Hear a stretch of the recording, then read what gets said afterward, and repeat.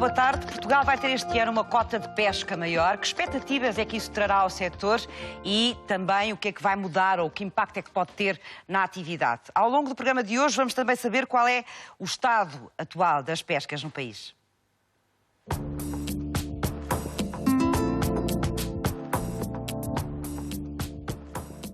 Em 2015, os pescadores portugueses conquistaram um aumento global de 2 dígitos nas cotas de pesca. O que isto representa para o setor, as consequências na manutenção das espécies piscícolas e que estratégia para valorizar o futuro deste mar português é o que vamos discutir hoje no Sociedade Civil. Mais à frente, recebemos também a visita da doutora Rosa Santos para mais uma consulta de nutricionismo e a fechar o programa de hoje, a agenda do Sociedade Civil conta mais logo com a presença do maestro Rui Macena, que nos promete surpreender com um tema especial. Fique connosco e entre na conversa, porque este programa também é seu.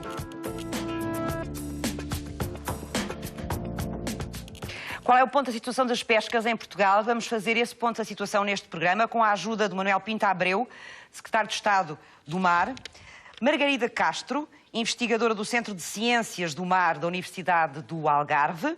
Vai estar connosco também o Alberto Correia, biólogo e investigador do Centro de Investigação Marinha e Ambiental da Universidade do Porto, e o mestre José Festas, armador e presidente da Associação Pró Maior Segurança dos Homens do Mar.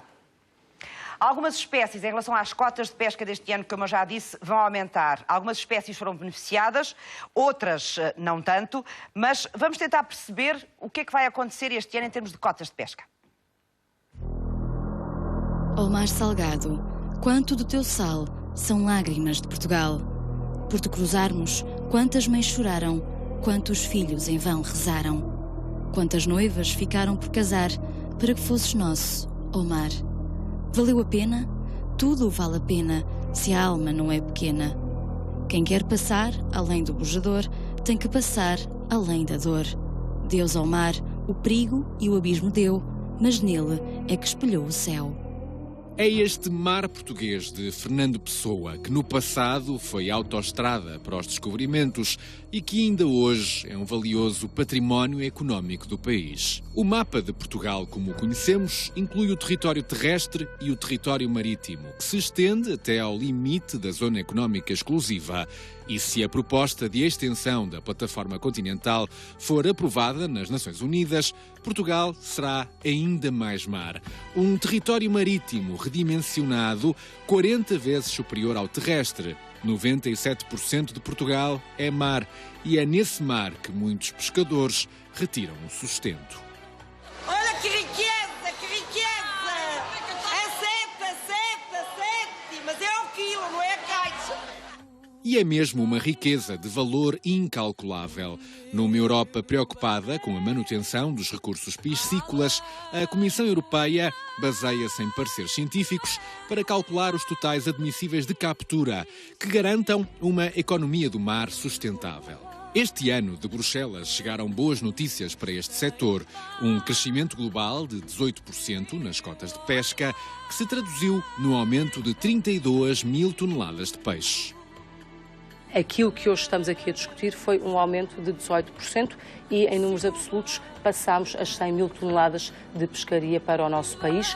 O maior aumento da cota registra-se no carapau, que cresce 67%. As cotas para o lagostim cresceram 15%, o tamboril 14% e o lingueirão 10%. Em baixa ficaram as cotas do bacalhau, com uma redução de 3% e uma queda de 15% na pescada. Uma descida que, segundo Assunção Cristas, terá sido compensada com mais 46 dias de mar. Um mecanismo que nos permite não contabilizar como sendo um dia efetivo de mar todos os casos em que se traga para a terra, numa determinada pescaria, até 8% de pescada. A Ministra da Agricultura e do Mar garante que, com estes novos números, Portugal deixará de importar 16 milhões de euros de carapau. Mas estas mudanças não estão imunes a críticas. O aumento de cotas é sempre bem-vindo. Agora, depende depois também tudo do preço. Porque o preço também é um bocado ingrato. Porque hoje vende-se a 10 e amanhã vende-se a 1 cêntimo. O carapau vende muito, não dá dinheiro. Não, não é nada. porque o preço é muito baixo do carapau. E as pessoas nem imaginam que nós muitas das vezes vendemos o carapau em lote a 1, 2, 3 cêntimos e a 10 cêntimos e vai-se à praça, é o que se sabe, não é? Está a valores muito elevados, mais de 2000% de lucro. Os armadores acreditam que será possível rentabilizar o carapau com campanhas dirigidas para os consumidores, mas que não desequilibrem a oferta da procura. Entretanto, de fora das negociações em Bruxelas, ficou a sardinha, uma espécie cujos limites de captura Portugal e Espanha procuram combater a todo custo. Também pode participar no programa de hoje, já sabe, pode utilizar o telefone 227-156-256, o número da Sociedade Civil, ou então pode fazer a sua participação ou o seu comentário, deixar o seu comentário, se quiser, através da página do Facebook do Sociedade Civil, onde o tema de hoje também já lá está. Vamos para já dar um salto até Setúbal, vamos ao encontro do Hélder Reis, ele está na doca de Setúbal, para nos falar da realidade das pescas nesta zona do país e também para nos falar mais adiante de um projeto de turismo que a Câmara pôs em prática juntamente com a Cooperativa das Pescas local. Olá, Hélder. Olá, Eduarda. Muito boa tarde. Num programa dedicado às novas cotas do pescado. Faz todo sentido vir até aqui. Bem-vinda a Setúbal. Vou partilhar contigo o trabalho da Cesibal, uma cooperativa 100% dedicada à pesca, aos pescadores, à relação com o mercado, perceber a realidade da pesca aqui e que opinião tem destes mais de 18% de cota de pescado para Portugal. Depois vou até Sesimbra perceber uma outra dinâmica, o turismo relacionado com as pescas. Há visitas guiadas que acontecem junto à realidade dos pescadores. Hoje, a Sociedade Civil, a partir de Setúbal, refletindo a realidade das novas cotas de pescado para o nosso país. Até já. Já voltamos aí então, Hélder. Bem-vindos aos meus 4 convidados esta tarde. Obrigada por estarem connosco. Vou começar pelo Secretário do Mar. Muito obrigada por estar connosco também. Eu não sei se em relação à reportagem que nós vimos aqui e que indicava um pouco, que explicava um pouco como é que as cotas de pesca se distribuem este ano e há espécies em relação às quais vai ser possível pescar mais, outras em que também há reduções. Não sei se há alguma informação a acrescentar em relação a isto, em relação a estas cotas, como ponto de partida para a nossa conversa. Bom, muito boa tarde, muito obrigado por esta oportunidade de estar aqui. De facto, assim é. Aquilo que estamos a falar é um conjunto, não é a totalidade das espécies que são utilizadas pelas pescas em Portugal, que são pescadas em Portugal, mas apenas o conjunto daquelas espécies que de alguma forma estão condicionadas por fatores do estado do estoque e que, portanto, precisa de haver estabelecido um limite máximo de captura. Em relação a Portugal, como foi dito na peça, as cotas atualmente representam cerca de 100 mil toneladas, ultrapassam 100 mil toneladas, sendo que aquilo que nós pescamos em águas nacionais anda normalmente entre 150 a 200 mil toneladas, varia de ano para ano, mas os valores serão estes. 150 a 200 mil toneladas, um ano muito bom, passará de alguma forma às 200 mil toneladas. Portanto, teremos a falar de uma quantidade total daquilo que nós podemos pescar, não contando com a pesca longínqua, entre 40% a 60% daquilo que são as possibilidades das pescas. Há espécies que aumentam significativamente, é verdade, há outras que foi indicado que diminuem, como por exemplo o bacalhau, é verdade, o bacalhau este ano diminui 3%, mas temos que ver que, por exemplo, desde 2012 ela aumentou 26% pelo menos. Portanto, foi uma redução pontual devido a acordos daqueles Estados a quem pertence essa pescaria, portanto, que fazem a gestão desses estoques e que levaram a que Portugal tivesse este ano uma diminuição. Mas no global, portanto, aquilo que está a passar é que portanto, os nossos pescadores vão ter um conjunto de mais oportunidades para poderem aumentar a pescaria. Isto, evidentemente, num quadro de escassez daquilo que é normalmente indicado como uma espécie rainha, que é a sardinha. E relembrar aqui, até porque na peça já... Mas a sardinha, o que é que se passa? Bom, a sardinha é uma questão do estado do estoque. O estado do estoque da sardinha não permite que as capturas vão além daquilo que está atualmente estabelecido, que para este ano de 2015 ainda não está fixado o limite global, mas que se pensa que não será muito diferente do ano anterior, portanto, no máximo cerca de 15 mil toneladas será aquilo que poderá ser capturado. É um estoque que o seu estado e a quantidade da biomassa, portanto, a quantidade de indivíduos da espécie da sardinha disponíveis foi diminuindo ao longo do tempo, sobretudo a partir de 2006.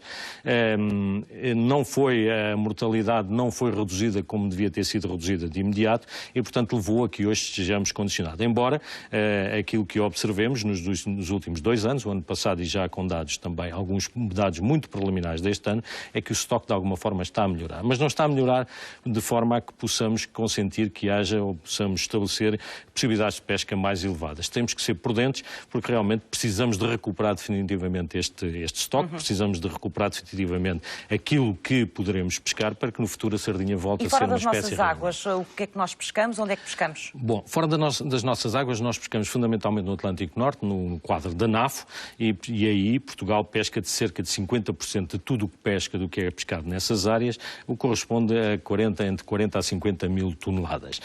Pesca um pouco mais no âmbito de outros acordos estabelecidos com países, por exemplo, em África, na costa da África, mas quantidades bastante inferiores. Portanto, tudo isto contribui para aquilo que é o total das nossas capturas, que ultrapassam ligeiramente as 200 mil toneladas. A parte mais significativa realmente das capturas é nas nossas águas, portanto, naquilo que é a nossa zona económica exclusiva. Margarida Castro, bem-vinda, obrigada por estar connosco. Como é que a investigação, como é que os investigadores nesta área contribuem para estas decisões em relação às cotas de pesca? Ou seja, imagino que passe muito pelo vosso trabalho esta monitorização, isto que se dizia aqui ainda agora, de perceber como é que os cardumes estão, como é que as várias espécies estão, em termos de número, de quantidade, de saúde, também para poderem ser capturadas ou não. De uma forma geral, como é que é feito este trabalho? Ora, boa tarde e mais obrigada pelo convite. Pois as instituições de investigação fazem o trabalho de base da avaliação dos recursos e, em princípio, deverão ser capazes de dar aos decisores políticos opções de gestão. Em Portugal, a monitorização dos recursos é uma responsabilidade do IPMA, do antigo Instituto Nacional de Investigação das Pescas. Depois, a nível da investigação associada aos recursos pescados, há muitas outras universidades e centros de investigação que participam. Mas a base da avaliação do recurso é fundamental para que haja uma tomada de decisão correta.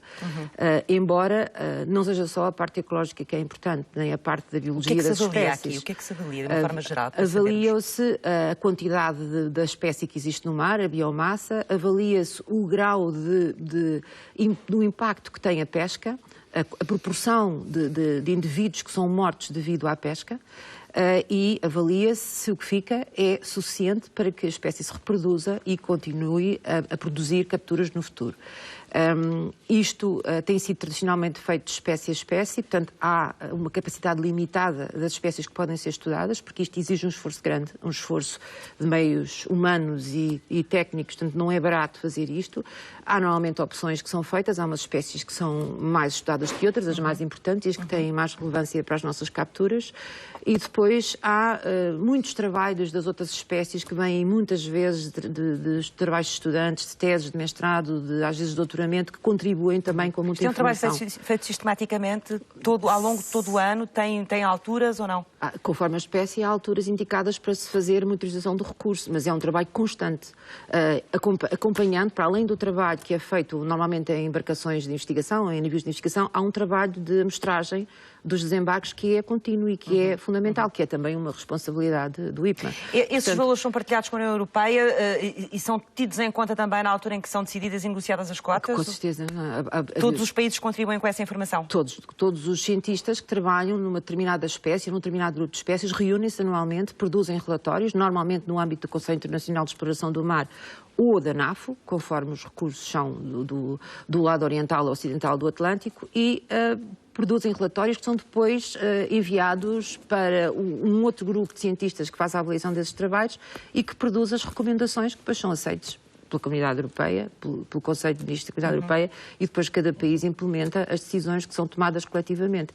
É um processo moroso, é um processo que às vezes, por exemplo, num recurso que precisa de uma resposta rápida, estamos a pensar na sardinha, não é? Que se houver um reconhecimento de que há uma falha no recurso, é preciso imediatamente ajustar a pesca. Às vezes este processo é muito longo e muito complicado e não é muito fácil. É lento e muito burocrático. A decisão demora a ser tomada, é isso? Sim. E acaba por ter impacto sobre as espécies, na sua opinião? Acaba por ter impacto na reação que a pesca e na adaptação que a pesca tem às recomendações que vêm de cima. E neste processo eu penso que há pouco envolvimento dos pescadores e associações de pescadores. Não é? Em alguns casos, exceção, mas na maior parte dos casos é um processo que lhes passa ao lado. E isso também depois não ajuda na aceitação das regras quando elas são propostas à indústria, não é? Aos pescadores e aos dominadores. Alberto Correia, bem-vindo. Penso que também trabalham, não é? Que o CIMAR também trabalha nisto, nesta questão de que estava aqui a falar a Margarida, que é de avaliar a situação das espécies e de contribuir com o estudo e com relatórios para esta matéria. Exatamente. Antes de mais, boa tarde. Eduardo Maio, colegas de mesa. O CIMAR, desde há 15 anos, desde a sua fundação, trabalhou de forma complementar, como disse aqui a minha colega Margarida Castro, cabe-se essencialmente ao IPMA, isto é, o Instituto Português do Mar e da Atmosfera, fazer a avaliação da biomassa das espécies comerciais, mas o CIMAR, à semelhança de outras instituições do país, tem trabalhado de certa forma, sobretudo com espécies comerciais, nomeadamente no grupo em que eu lidero, mais na parte do estudo, por um lado, das estruturas populacionais, dos padrões migratórios, da conectividade, e isto é importante, entre áreas de recrutamento ao berçário e o seu contributo depois para o estoque explorável de adultos. E, portanto, nós temos trabalhado em parceria com alguns colegas, com o Estado do Algarve, com o IPMA, em espécies comerciais como seja o congro, a sardinha, muitos esparídeos, também com o Algarve, nomeadamente a safia e a chopa. Tivemos alguns trabalhos, nomeadamente com o cantarilho nos Açores, portanto, peixe já de profundidade, com dinâmicas populacionais distintas. E neste momento temos um projeto com o Brasil, nomeadamente com a Universidade Federal do Paraná, para fazer uma avaliação dos recursos piscícolas da costa sudeste do Brasil, nomeadamente peixes recifais e pleronectiformes, isto é, peixes chatos. É claro que o CIMAR está, enfim, sempre esteve desde a sua gênese até agora a ocupar instalações readaptadas. Ocupamos inicialmente o Centro de Astrofísica da Universidade do Porto, na rua do Campo Alegre, depois ocupamos e estamos a ocupar neste momento a antiga Faculdade de Engenharia, também readaptada, na Rua dos Bragas, e portanto este distanciamento que o CIMAR, enquanto instituição da área do mar, tinha com o mar, não foi, digamos, muito benéfico. Felizmente, estamos a migrar nos meses para o Polo do Mar, para o PTEC, portanto, situada no Porto de Leixões. Vamos ocupar, digamos... E agora, finalmente, vão ficar E finalmente temos proximidade com o mar, temos proximidade com a Doca Pesca de Matosinhos, temos proximidade com o Porto de Leixões, claro. E, inclusive, fizemos um protocolo com a Delegação Norte do IPMA, no sentido de certa forma, fazermos uma colaboração efetiva. Vai-nos trazer, por um lado, mais investigadores interessados em trabalhar na biologia pesqueira e, seguramente, mais alunos. Muito obrigada. José Festas, bem-vindo também. Obrigada por estar connosco.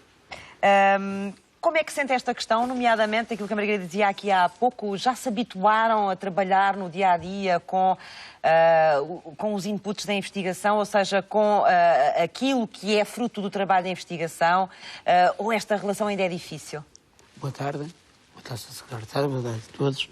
Eu não concordo com a doutora Margarida por dizer que os pescadores não se envolvem nestas questões. Isso não é verdade. Na verdade, porque todas as associações têm se envolvido nestas questões, até que chegou ao ponto de para o maior se ter que envolver por causa de um mau entendimento entre o governo e as associações. Eu queria dizer que fizemos um histórico, o Sr. Secretário de Estado fez aqui um histórico de 18%, muito global. Foi a maior percentagem feita ao SIDA, colocada a Portugal. Mas temos que realçar aqui os 67% de garapau que é para pôr fora. Isto aqui é que temos que dizer que é a realidade. O carapau é para pôr fora porquê? Porque não dá dinheiro. Vou-se na peça, dá 1 cêntimo, a zero. Vai a zero. Estamos 2 ou 3 barcos a trabalharem e nós, a primeiro perceber que toda a gente que está envolvida na era do cerco e nas outras artes, também está as associações. Se não pescarem, nós também vamos todos por... E aí é que não temos colaboração nenhuma. Quando as associações forem todos, ficamos sem colaboração. Eu queria dizer aqui que é o seguinte. O garapau mais valia 5 a 6% ou 2 ou 3% na sardinha do que os 60%, 67% no garapau. Mas conseguem compreender com as associações de que a cota da sardinha não pode ser aumentada? Não, desculpe lá, para percebermos, quando esgotou a cota, ou seja, em setembro, esgotou a cota. Para mim, esgotando a cota, é sinal que há sardinha. Em setembro, onde era até dezembro. Não percebi nada. Ou seja, vai ter que me explicar. Vou explicar. A cota da sardinha foi esgotada em setembro, em 15 de setembro. Sim, o que quer dizer que a partir daí, se esgotaram a cota do ano, não podiam pescar mais. É sinal que tem sardinha, senão pescava até o final do ano. É sinal que tem sardinha? Sim. Mas que não pode ser pescada já? Porque não pode ser pescada porque a cota, estamos a falar de um número. O que está a dizer é que se em setembro se esgota a cota é porque há sardinha suficiente. Porque há sardinha para... Ou será que se pescou intensamente e não se devia ter pescado tanto? Pode ter pescado demais. Como? Não. Muita sardinha? Não. Pode ter pescado intensivamente durante esses meses, até setembro, esses 9 meses. O problema é que a cota... A gente pode ver de um lado... Sim, pode ver do outro lado. Sim, senhor. Eu estou a tentar ver dos dois. Sim, vamos perceber. A cota foi esgotada a 15 de setembro. A cota da sardinha. Exato. Os meses de mais sardinha é outubro, novembro e dezembro. O histórico da sardinha. Como é que a cota, nós temos uma cota que esgota em setembro. Sim. É sinal que há sardinha, que há tudo para continuar a trabalhar até dezembro. Sim. Evidentemente, tínhamos uma cota de 14 toneladas ou 15 que tínhamos, esgotámos. Esgotaram. E agora deixa-me fazer uma pergunta. Não é possível, vocês não deviam gerir as cotas que têm? É isso que eu ia pôr o problema. Tem uma cota durante um ano. E é isto que é o problema. Depois, na forma como pescam, não têm que gerir esse valor? Chegamos lá. Tem? Nós temos, ou seja, as organizações de produtores têm tratado com o Governo para que seja a cota gerida por as OPs. O que é isso? As OPs é a Organização de Produtores. Ou seja, se houver uma divisão de cotas, eles não querem. O problema é... Quem é que não quer? Ir trabalhar agora, no dia 1 de março, no dia 1 de fevereiro, vão trabalhar. Vão esgotar a cota, em maio tem que parar, o máximo. Sim. Aonde agora a sardinha está magra, não dá dinheiro e vamos botar recursos fora. Exato. Vão apanhar. Então é preciso gerir a cota. É esse problema. E quem é que deve gerir essa cota? Todas as organizações, pelo menos a parte do Norte, estão a pedir que a cota seja imputada às organizações de produtores e eles girem a cota por os históricos dos barcos. Ou seja... Portanto, na prática, pelo que eu percebi, ainda não conseguiram chegar a um consenso de como é que devem gerir a cota. A cota. Não há, porque muitas das questões se colocam as associações, o Algarve e o Norte. Nós temos, para perceberem, uma diversa de mau tempo diferente do Algarve, diferente do Sul. Eu trabalhei lá 8 anos e sei o que aquilo é. Se os pescadores forem agora para o mar, a partir do dia 1 de setembro, dia 1 de fevereiro, para o mar, o que é que vai acontecer? Em maio têm que parar, porque a cota está destinada a 4 mil toneladas, ou mais ou menos 4 mil, que estão destinadas à pesca da sardinha. Sim. Em maio vai ter que parar aonde não ganharam nada, porque a sardinha não vale nada, está completamente magra, mesmo que apanhe, vão ter que parar mais 3 ou 4 meses para recuperar o resto da cota no final do ano. Acho que o Sr. Secretário de Estado compreenderá que se for a dividir por OPs e eles gerirem a sua cota, evidentemente que é pouca. Na prática, dividir essa cota. Dividir essa cota. Evidentemente que toda dentro a gente... do país, a nível nacional, não é? A nível nacional. Muito bem. E fazer um histórico de 5, 10, 15 anos, para que tenhamos, e fizemos isto, temos na pescada, que lamentamos baixar a pescada Também baixa este ano, não é? Baixa este ano a pescada, mas pronto, nós na pescada fizemos isso. Temos a cota e está dividida por embarcação. E depois tem a cota geral. E o problema resolveu-se? Minimamente. Agora, aqui é que não se resolve. Muito bem. É só a sardinha que tem esse problema? Atualmente tem a sardinha e a cota da pescada. Porque assim, para percebermos... Tem que ser muito rapidamente. Sim, senhor, aqui no Tamboril foi aumentado 14%, achámos muito bem, no Bicarão 10%, no Lagostinho 15%. Toda esta foi menos o Garapau. O Garapau, o aumento global maior, isso não trouxe nada, nem vai trazer nada para o país, só vai levar trabalho. Muito bem. Já vai ter a hipótese de responder e também de esclarecer algumas coisas e estamos aqui curiosos também para perceber como é que isto se pode explicar, mas eu preciso de voltar nesta altura outra vez à doca de Setúbal, onde está o Hélder Reis. Vamos conhecer como é que é o trabalho da pesca no dia a dia aqui nesta zona. Olá, Eduardo, mais uma vez, muito boa tarde. Tal como havia dito, faz todo sentido perceber a realidade da pesca aqui a partir de Setúbal, a realidade das cotas também aqui. Que opinião se recolhe? Sesibal é a cooperativa que representa Setúbal, Sesimbra e Sines desde 1986. Ricardo Santo, obrigado por nos receber. Comece por perceber quem são vocês a nível de números, quantos pescadores? No essencial, os tripulantes que andam a bordo das embarcações nossas associadas andam perto de 220, 230 pescadores. 230 pescadores. Como é que é a realidade do pescador aqui? Há muitas condicionantes, há muitas particularidades quando falamos de Setúbal e a pesca. Em particular, Setúbal tem vários problemas ligados à pesca, nomeadamente a impossibilidade de pescar muitos dias ali na costa da Galé por manobras militares da NATO e também de Portugal, não é? Ficamos impedidos 80 dias. A pesca é uma atividade débil, é uma atividade económica, portanto está no fim da sua existência, porque como vê, vários barcos parados. O pescado é vendido ao preço como se vendia em 1980. O combustível, nós não podemos acompanhar os preços do gasóleo com estas vendas tão baratas. Em média, o carapau, o ano passado, saiu-nos a 40 cêntimos, não é? A sardinha, de facto, teve um pouco mais de evolução, saiu a 2 euros em média, mas é fruto de muita escassez de sardinha.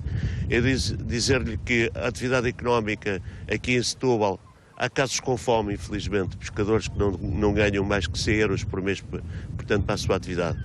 A investigação científica está a fazer um estudo sobre a sardinha para o OICES, que é o Conselho Internacional de Funicotas. Aos pescadores não pode ser atribuído, portanto, a responsabilidade da ausência de sardinha. Os pescadores, e em particular o ano passado, pescámos sempre dentro dos limites, fazíamos limites de capturas, inclusivamente.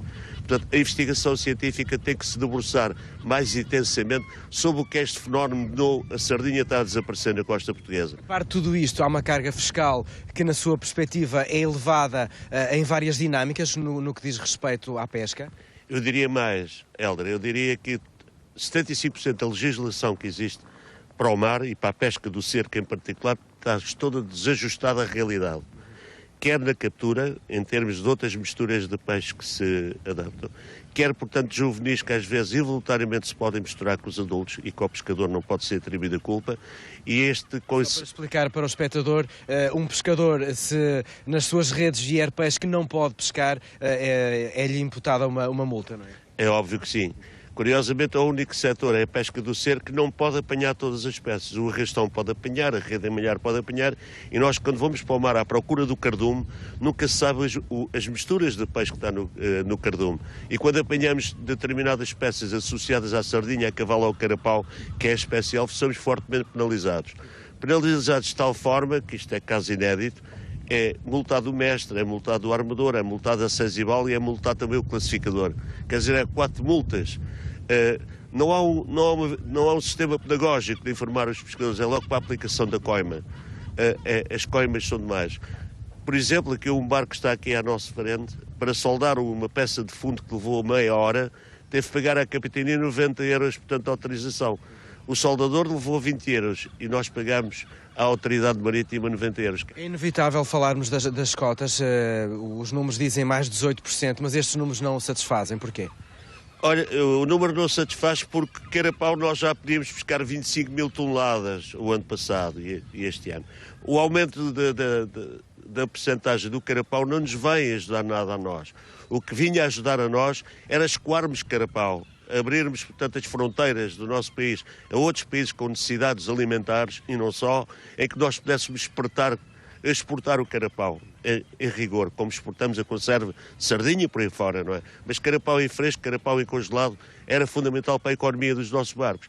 A senhora Ministra fala que importámos 16 milhões de carapau da Europa, não sei de onde, e que por isso tratava-se de uma grande vitória, que assim deixa-se. Não, o nosso problema é que nós oferecemos ao Banco Alimentar contra a Fome, à Casa Gata, às Misericórdias, às instituições de solidariedade social, o carapau que entretanto não é vendido por ausência de comprador.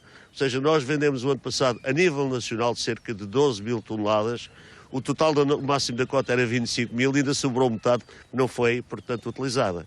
Objetivamente, nós queríamos é que a sardinha, que é o outsider da nossa pesca, é peixe sazonal, é da melhor sardinha do mundo, portanto, tenha uma cota digna. E não é tanta paragem que nós fazemos a nível nacional.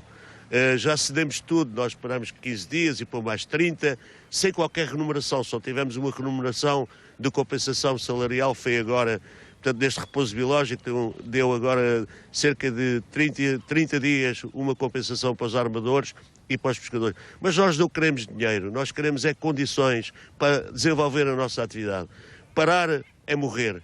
E Portugal tem a maior cota comunitária da Europa, tem todas as espécies aqui na nossa costa. É uma economia bastante forte para ser trabalhada seriamente com uma política que apoie os investimentos, mas também a exportação, para, inclusivamente até para as fábricas de conserva, que estão neste momento com graves dificuldades por ausência de sardinha.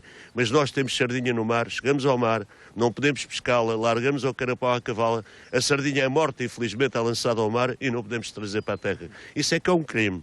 Nós vimos de abrir uma percentagem agora para que a sardinha pudesse ser trazida para a terra e não apanhá-la e jogá-la ao mar novamente.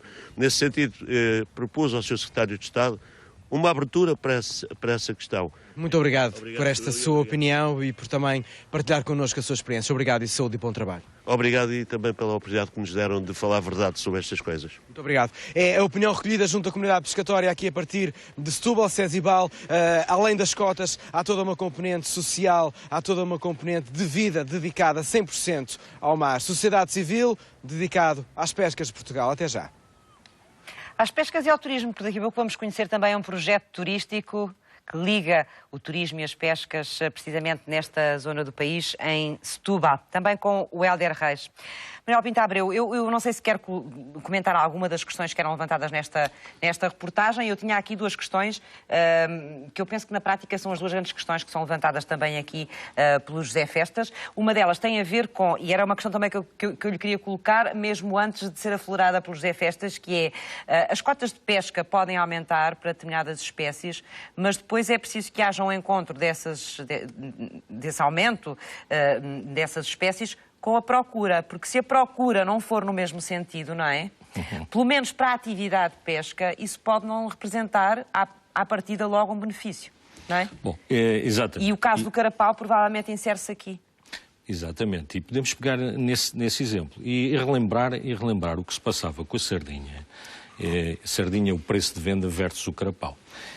Se nós formos historicamente ver os dados de quantidade descarregada e os preços praticados de venda da sardinha, verificamos que até 2012, e é o primeiro ano em 2013, em que o preço médio da sardinha ultrapassa o preço médio de venda do carapau em lota. Isto é um ponto importante. E relembrar que há não muito tempo, quando Portugal se pescavam mais de 80 mil toneladas de sardinha, que estamos a falar do início dos anos 2000, que o preço da sardinha não chegava a 10 cêntimos. Portanto, quando há abundância, o preço baixa significativamente. Aquilo que se está a dizer é que hoje, evidentemente, a sardinha é altamente valorizada porque há pouca quantidade e, portanto, a procura é muita, a sardinha é de grande qualidade, mas, evidentemente, que isto não sucederá se novamente tivermos, e eu creio que iremos ter, estamos a fazer tudo para que isso aconteça, juntamente com a investigação científica e com os próprios pescadores, quando tivermos mais sardinha, naturalmente, o preço voltará a reduzir-se. O carapau.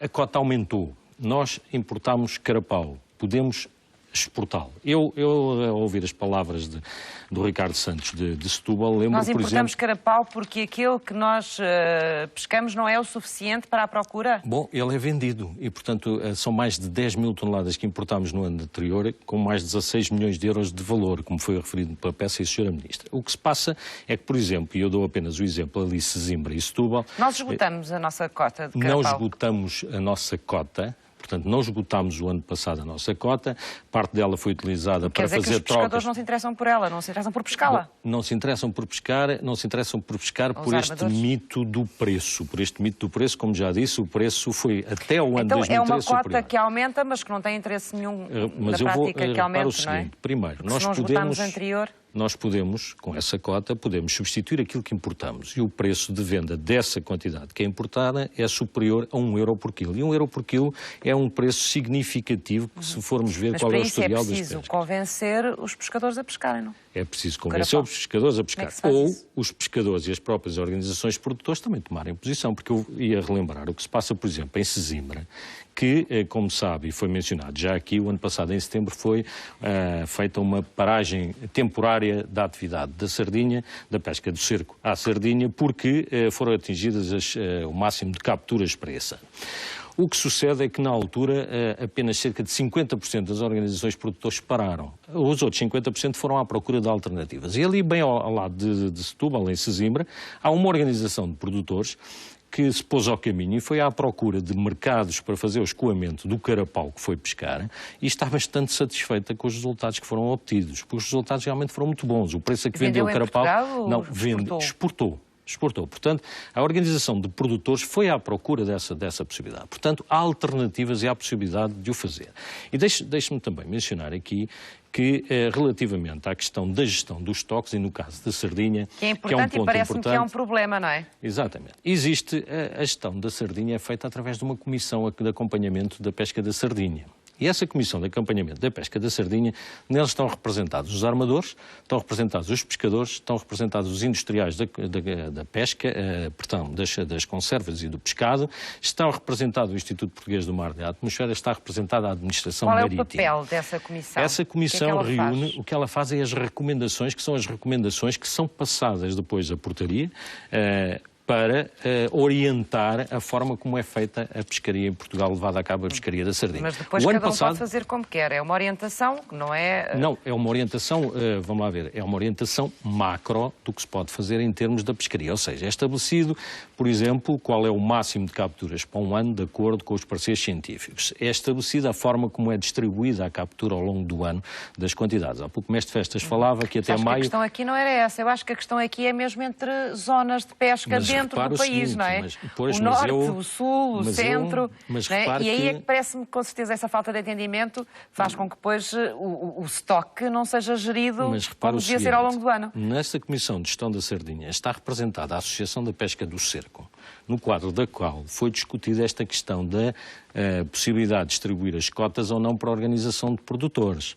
Chegaram à conclusão que não era uma matéria para ser tratada neste momento. E quando fizeram a proposta do mecanismo e do modelo de gestão da captura da sardinha, da pesca da sardinha para este ano, disseram que essa não era uma matéria para ser considerada agora. Portanto, ela não foi considerada, porque aquilo que temos feito é acompanhar aquilo que a Comissão de Gestão da Sardinha recomenda, verificar apenas se segue as melhores práticas em termos científicos e se não há qualquer compromisso do bom estado do estoque, e normalmente seguimos exatamente aquilo que... E essa é a melhor solução? Eu já percebi o que é a melhor solução. E eu penso que é a melhor solução. Na prática, acham que não é preciso ir mais abaixo, falar com os armadores e encontrar uma forma de... Mas estamos a falar, repara, o que eu estou a dizer é que nessa comissão... Repare, nós estamos a falar, é que nessa Comissão de Gestão eles estão lá representados.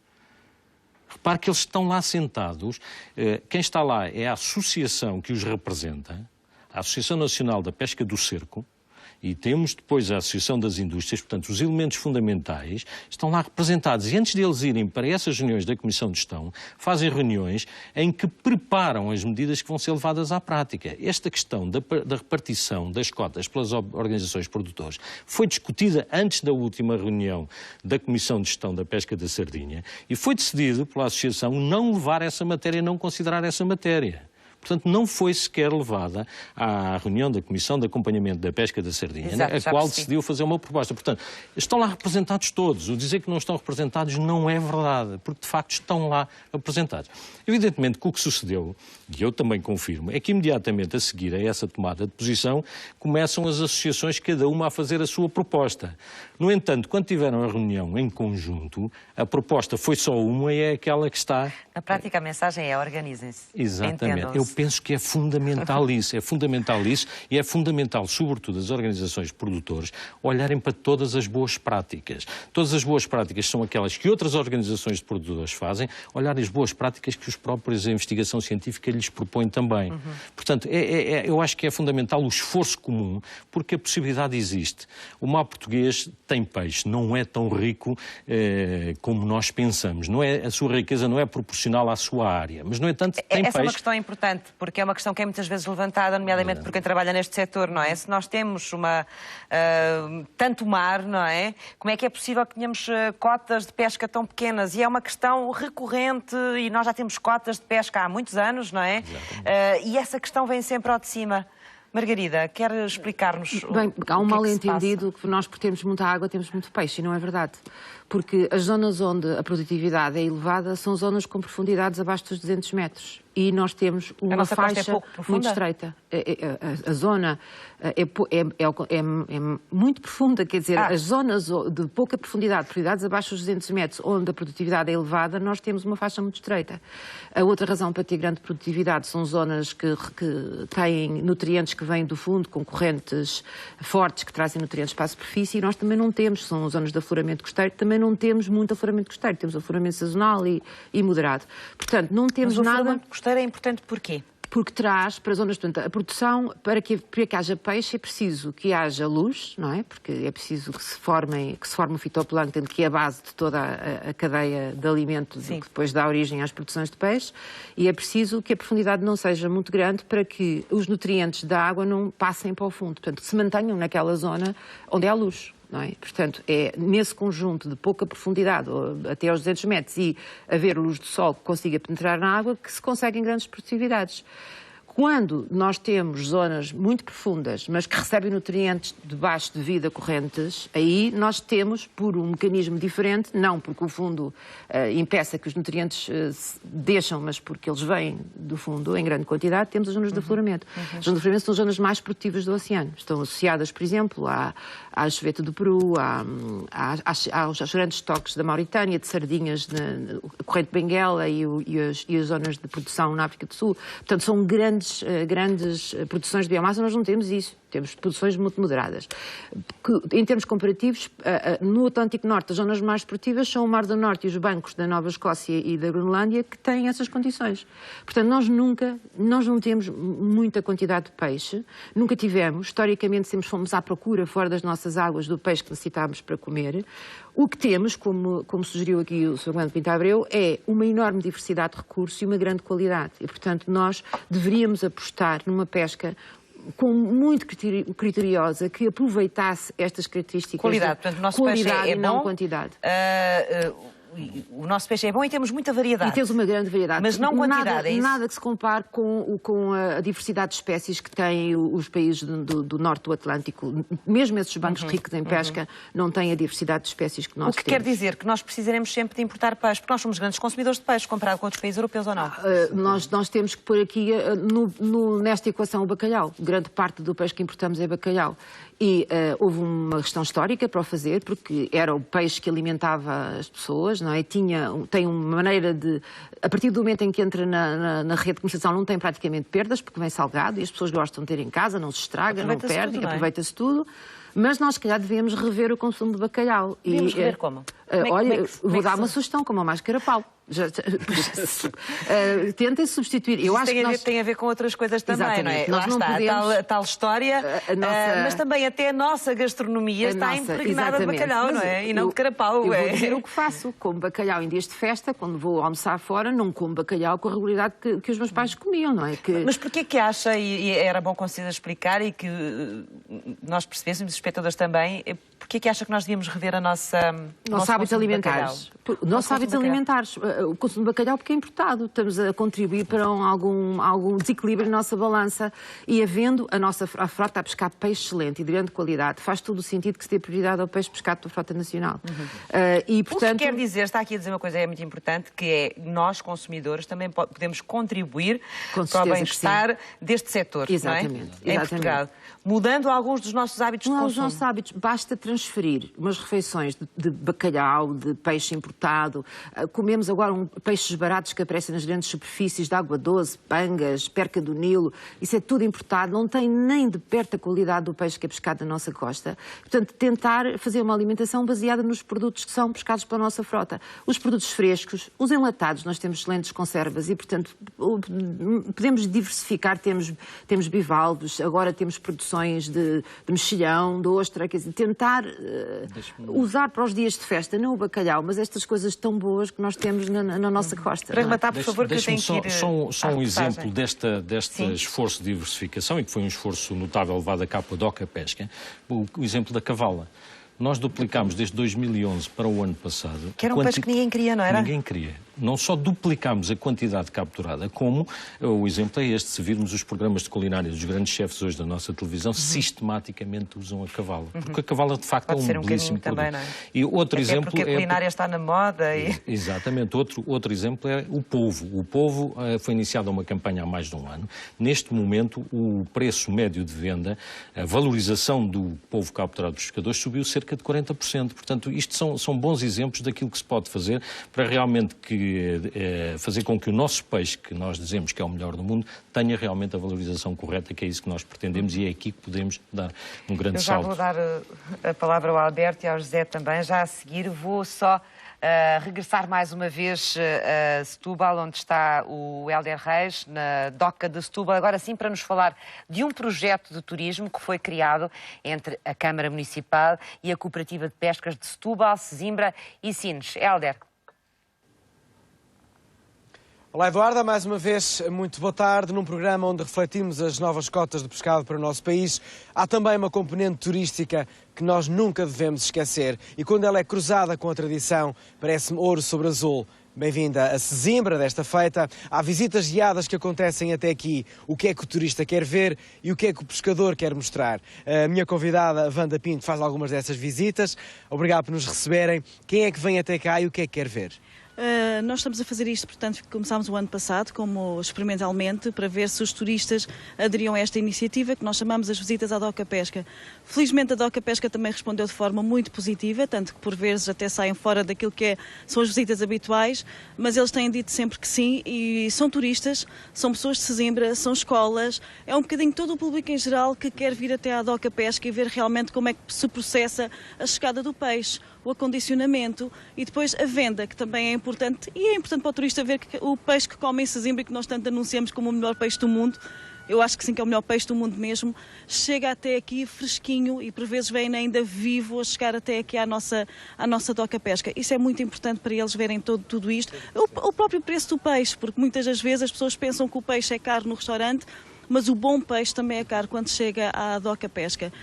Fizemos 8 visitas durante o verão, com 149 pessoas, uma média de 22 pessoas por grupo, de todas as nacionalidades. Tivemos um bom verão, pelo menos... Começa aqui onde nós estamos, não é? Começa mais ou menos aqui, começa mesmo à entrada, que as pessoas vêm as embarcações a descarregar. Geralmente as visitas são feitas à tarde para poderem ver o leilão e poderem ver como tudo se processa.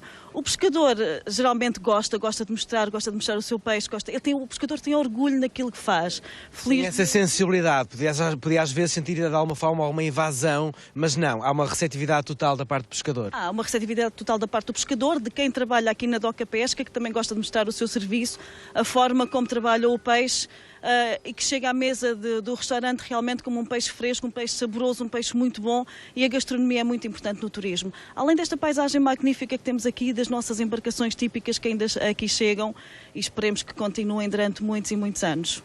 Esta dinâmica também tem uma outra mais-valia, há pouco falou nas escolas, incute nos mais novos daqui de Sesimbra o gosto pela terra, o gosto pelas pescas, o respeito, o amor pela terra, e isso depois para a frente pode-se refletir positivamente. Claro, pensamos que sim, temos tido alguns apelos de escolas, até da própria SER Sesimbra, que trabalha com pessoas com deficiência, e foi muito interessante ver até o acolhimento que as pessoas aqui da DOCA Pesca tiveram com eles, porque são pessoas que até poderão vir um dia trabalhar aqui neste serviço, ver também que a pesca continua a ser uma profissão que temos que valorizar cada vez mais, e tudo o resto que está na própria pesca, não é? Não é só o pescador que vai ao mar, mas depois aqui quem transporta o peixe, quem o acondiciona, os veterinários, tudo. Há aqui uma logística muito grande em termos daquilo que é o peixe, não é?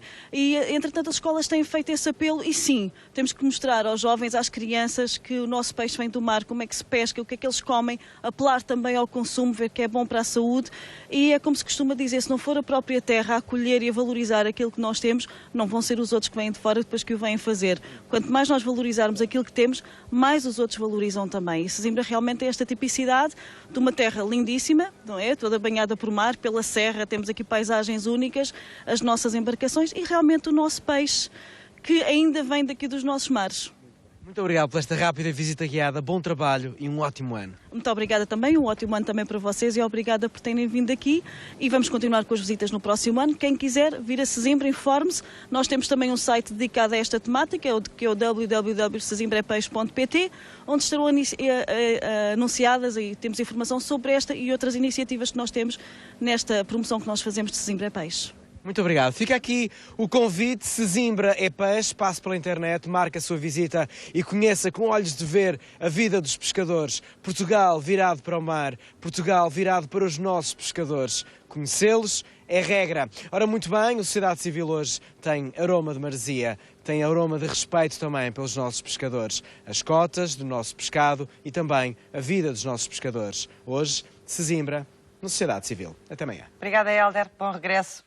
Alberto, a Margarida falava aqui há pouco de que com certeza é preciso também sensibilizar os consumidores para consumirem de outra forma, provavelmente consumir menos bacalhau e outros peixes que são importados e começarem a consumir mais o nosso peixe. Qual é o papel que desempenha aqui também a aquicultura ou a aquacultura? Há quem diga de uma forma ou de outra, nem sei qual é a correta. Qual é a mais correta?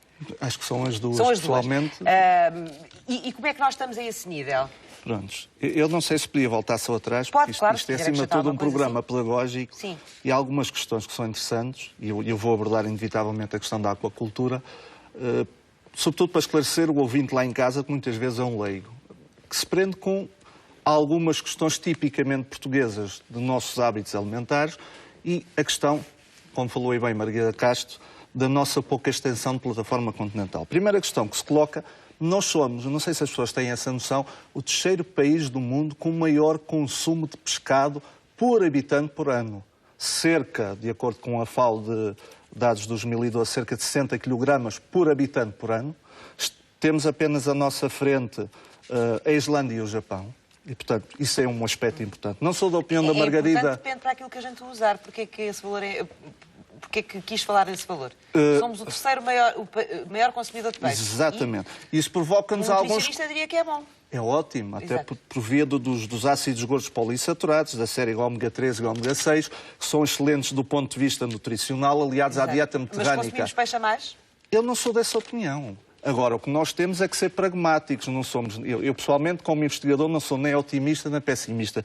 Somos pragmáticos. E o nosso grande problema, e era aí que eu queria chegar, é que nós, de facto, quando falamos em zona económica exclusiva, nós também temos a terceira maior zona económica exclusiva da Europa. Temos à nossa frente a Rússia e a Noruega. E as pessoas estão lá em casa e dizem: bem, primeiro, o que é que sai da zona económica exclusiva?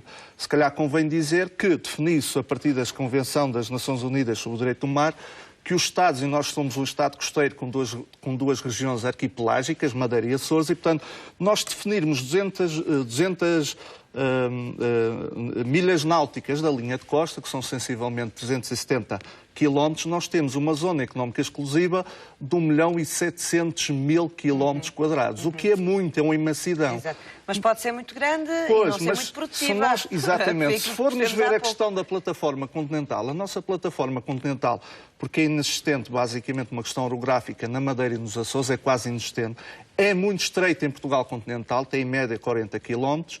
Essa plataforma continental, limite geomorfológico, nós estamos a falar da plataforma continental, está a ser discutida agora pelo grupo de trabalho de missão para a extensão da plataforma continental, que é uma definição jurídica, podemos falar disso, mas são questões Não vamos falar é da pesca. A nossa plataforma continental é muito residual, é apenas 1%. E, portanto, como disse bem, há um conjunto de características que fazem com que, de facto, as zonas de plataforma continental sejam muito ricas.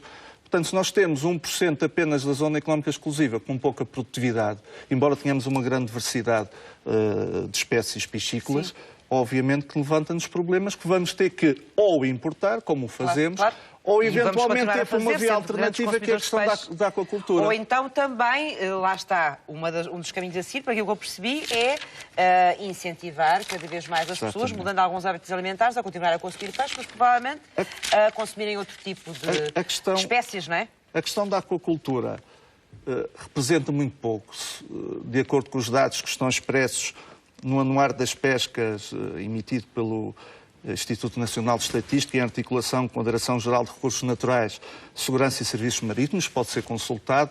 Nós produzimos sensivelmente 100 mil toneladas em 2012, os dados são de 2012.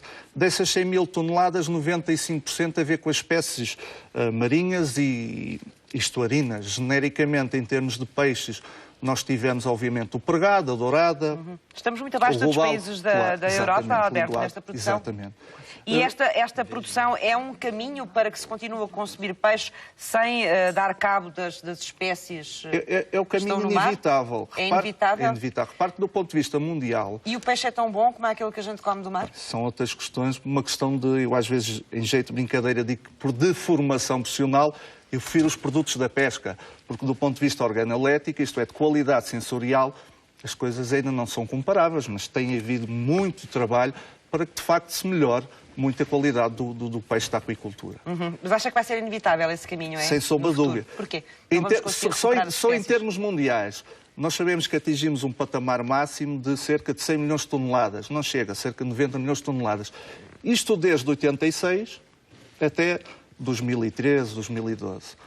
Em termos mundiais, 50% a 60% do pescado já vem da aquicultura. Nós temos 5% desse valor em termos nacionais.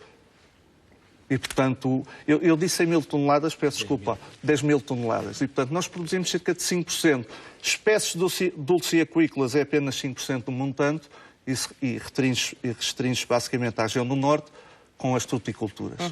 Chefe Estas, não sei se quer também acrescentar algumas coisas em relação àquilo que foi dito aqui até agora. Começava aqui por o Dr. Alberto Sim. Correia.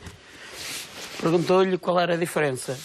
O que é um frango de aviário e o que é um frango pica no chão.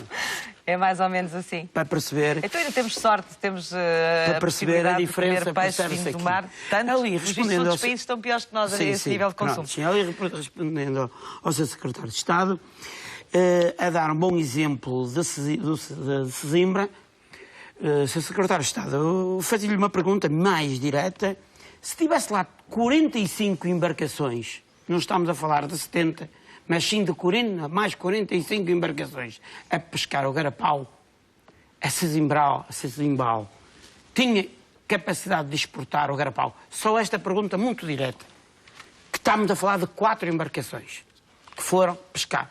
Outras, aquelas que não aderiram, muitas delas, que não aderiram. Eu não estou de acordo nem minimamente com ninguém que diga que as organizações de produtores não estão em todas as linhas, em todos em conjunto, estão sim senhora, só que há uma diferença de uns armadores e de outros, que as organizações de produtores, as associações, é um bocado difícil controlar. Estamos a falar de armadores.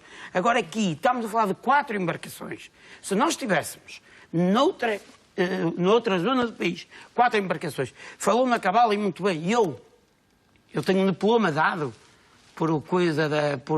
pela apresentação da Cabala, eu mesmo, porque também fiz essa propaganda, entre aspas. A própria associação fiz lá... Sensibilização. Fiz lá, na própria associação, uma demonstração lá com os chefes, onde tive um sucesso enorme. Agora, eu não queria, era que aqui houvesse transmitir ao público, aos apresentadores, que há uma diferença nas organizações de produtores. Poderá haver uma diferença, e aí eu concordo, que estamos a falar de mares diferentes, do Sul e do Norte. Bom, mas fica claro que não conseguiram ainda organizar-se e entender-se uns com os outros. Não conseguiram-se o Norte. O Norte já se conseguiu entender. Porque a diferença do Sul não tem nada a ver com a realidade do Norte. Ou seja, a realidade do Sul... Mas não era sempre melhor que fossem as próprias organizações de pescadores e quem trabalha no setor a organizar-se essa matéria, do que essa organização ser imposta de cima? Mas essa organização... Aliás, dentro daquilo que são as regras, as orientações, não era o melhor, era que fossem as organizações a... Do que eu tenho conhecimento, e trago aqui alguns... Evidentemente que eu estar aqui a representar... Vou-lhe pedir para ser rápido, que já estou com pouco tempo. Peço-lhe desculpa. Também peço desculpa. O seguinte, todas as organizações de Peniche para o Norte querem que a cota seja dividida, isto dito por 2 ou 3 associações, que a cota seja dividida por organização de produtores. Que eles não... O problema não é eles quererem ou não quererem ir para o mar. O problema é que o Sr. Secretário de Estado pode perceber, e percebe muito mais que eu, que há épocas do país, mesmo do próprio Garapau, que se pode comer e outras épocas que não se pode comer. Mas querem que essas épocas sejam impostas? Sim, evidentemente, que estão a abrir a cota da sardinha a partir do dia 1 de setembro, de fevereiro. As embarcações vão pescar aquilo que deviam pescar de maio para a frente. Muito bem. Isso é já explicou isso há pouco. Eu vou-lhe dar alguns segundos para poder responder e para esclarecer. Com certeza já estamos no final do tempo.